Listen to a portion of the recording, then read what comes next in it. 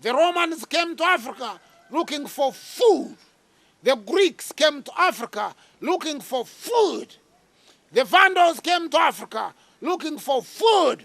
And white people still come to Africa today looking for food.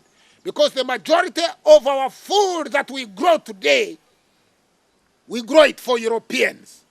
You call it cash crops, but it is a silly name to call a food a cash crop.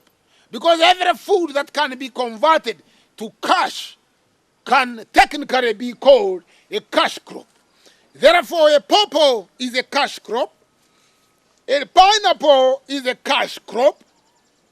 A mango is a cash crop. A banana is a cash crop. A cash crop is a food crop depending on who eats it. And white people eat food that they don't have. They eat food that they don't grow.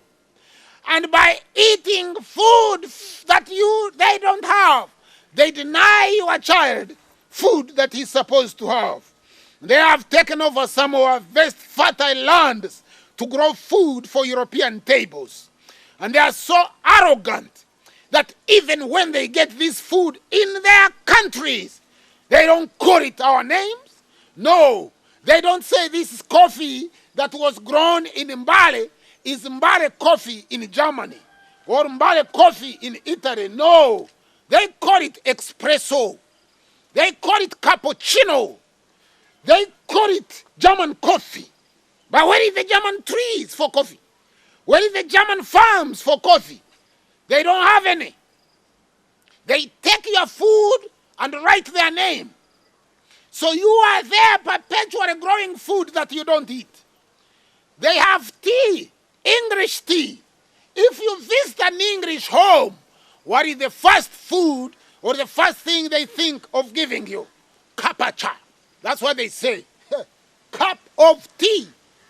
Cup of tea. Cup of cha. The first thing they give you. They call it English tea. Where are the tea plantations in England? Nowhere. Where are the tea plantations? Where are the collection centers? Nowhere. They grow the tea here in western Uganda, in Mashonga, in Chijura, in Kayonza, in Mityana.